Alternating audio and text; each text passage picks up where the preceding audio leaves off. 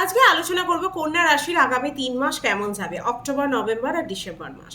কেমন থাকবে ভাগ্য, career, love life, married life, স্বাস্থ্য, তারপর হচ্ছে পড়াশোনা, সব কিছু নিয়েই হচ্ছে আলোচনা করবো। তার সাথে থাকবে চাকরি যোগ আছে কি নেই, সব কিছু নিয়েই হচ্ছে আজকে আলোচনা করব। প্রথমেই হচ্ছে কন্যা রাশি জেনে নেবো গ্রহ নক্ষত্রগুলো কে কোথায় বসে আছে।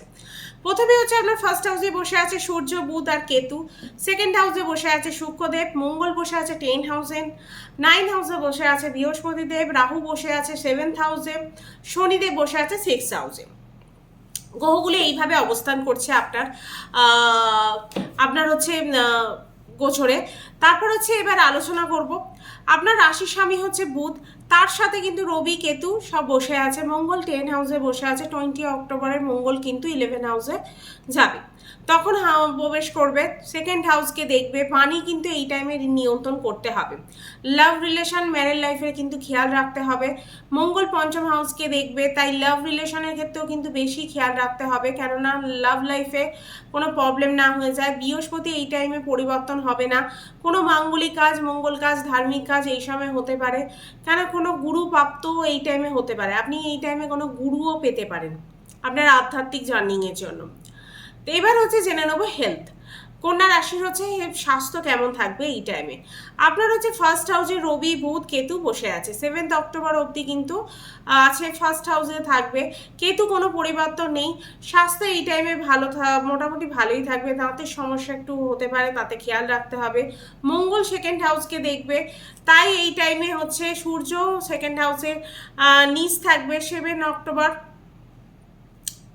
তারপর হচ্ছে এই টাইমে হচ্ছে মোটামুটি 7 অক্টোবর থেকে 6 নভেম্বর দাঁতের প্রবলেম হতে পারে, চোখের জ্বালা হতে পারে, গলায় কোনো প্রবলেম কিন্তু এই টাইমে হতে পারে। এমনকি কোনো বড় প্রবলেম হবে না এরকম টাইমে, কিন্তু কোনো বড় রকম কোনো সমস্যা কিন্তু এই টাইমে হচ্ছে না, কেননা কন্যার কিন্তু কোনো রকম 7.5 ঢাইয়া কিন্তু এই টাইমে চলছে না।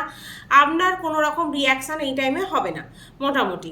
এবার হচ্ছে পড়াশোনা। পঞ্চম হাউস থেকে হচ্ছে আমরা পড়াশোনাটা দেখে থাকি। পঞ্চম হাউসের লর্ড শনি কিন্তু এই টাইমে বক্রী হয়ে আছে, 14 নভেম্বর অবধি থাকবে। তারপর কিন্তু মার্গী হয়ে যাবে, তারপর কিন্তু সঠিক দিশা আপনি পাবেন, গতি পেয়ে যাবেন আপনার পড়াশোনা ক্ষেত্রে। শনি 7 নম্বর দৃষ্টি দিয়ে 12 হাউসকে দেখছে, তাই এই টাইমে যারা বিদেশে পড়াশোনা করতে যেতে চাইছেন তারা এই টাইমে যেতে পারেন। 6 হাউসে কিন্তু মার্গী হয়ে যাবে। রোগ, ঋণ, শত্রু হচ্ছে এই টাইমে মার্গী হয়ে যাবে। কোনো চাকরি পরীক্ষা দিলে সেটা চাকরি কিন্তু যোগ আছে। 14 নভেম্বর পর কিন্তু ভালো ফল কিন্তু আপনি পাবেন, যখনই শনিদেব হচ্ছে মার্গী হবে, কেন তখন আপনি 6 হাউসের ফল পাবেন। এখন তো হচ্ছে শনি বক্রির জন্য আমাকে পঞ্চম হাউসের ফল দিচ্ছে। পড়াশোনা এই টাইমে ভালো, কোনো আইডিয়ার জন্য এই টাইমে ভালো। পড়াশোনার ক্ষেত্রে কিন্তু এই টাইমটা খুবই ভালো কিন্তু দেখা যাচ্ছে মোটামুটি। পড়াশোনা কিন্তু এই টাইপে আপনি যে কোনো জিনিস অ্যাচিভমেন্ট করতে পারেন কিন্তু পড়াশোনার দিক দিয়ে। এবার হচ্ছে লাভ লাইফ। আমরা পঞ্চম হাউস থেকেই হচ্ছে লাভ লাইফটাও দেখে থাকি। মঙ্গল দেখবে পঞ্চম হাউসকে 20 অক্টোবরের পর থেকে। সামনের জনের কথা আপনার একটু রুড মনে হতে পারে, কিছু সময়ের জন্য মনে হবে। মঙ্গল দৃষ্টি দেবে, তাই ডমিনেটিং নেচার এই টাইমে হতে পারে, উর্গ হয়ে যেতে পারে দুজনের মধ্যে কেউ একজন। ঝগড়া হতে পারে এই টাইমে। 20 অক্টোবর থেকে মিড-নভেম্বর অবধি দেখা যাচ্ছে। বৃহস্পতি পঞ্চম হাউসকে দেখবে, ফিট এই টাইমে মোটামুটি আপনাকে ফিটনেস দেবে, কিন্তু বৃহস্পতি আপনাকে ম্যাচুরিটি দেবে, বৃহস্পতি জ্ঞান দেবে।